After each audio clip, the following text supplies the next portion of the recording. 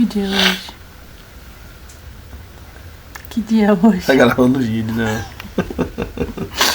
Que dia é hoje? Hoje? Sexta-feira. Sexta-feira. O marido mal parou de fazer obra. Ele já tá aqui me obrigando a fazer mais obra. Eu falei, não, não quero. Não vai fazer, não vou fazer. Ele disse, me dê, papai. Me dê. Me dê obra. Eu falei, não, claro que não. Negativo, eu falei, né? Daí ele falou...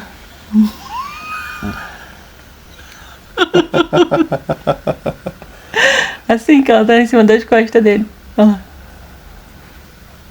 E aí eu falei, não, amor, não quero fazer. O que você falou que a gente vai fazer obrigadamente? Negativo. Não, você falou assim, lareira. Você falou, amor, precisamos de uma lareira até o próximo inverno, né? É, por causa do frio. Então até novembro desse ano vamos ter lareira, porque o marido está obrigando. Ah, Dondoca confirmando, né, filha? E é isso. Vamos ter lareira. Que bonitinha. Sorria. Olha onde ela quer ficar. Nossa. Ela entra literalmente no nosso meio. Olha lá, que fofinha. Lareira! Diga lareira. Lareira. Preparado? Tá preparado? Ai. Ó, 15 dias a gente entrega essa lareira, hein? Entrega essa lareira. Ai, Senhor. Só tu mesmo. Você quer uma lareira? Sim. Coitado. Tu falou o quê? Que só gosta... Eu não posso te ver parado?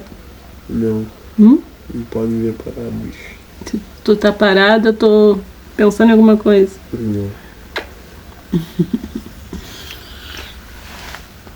Vamos lá tirar uma fotinha? Diga. Lareira! Dondoca aí. Fala, lareira!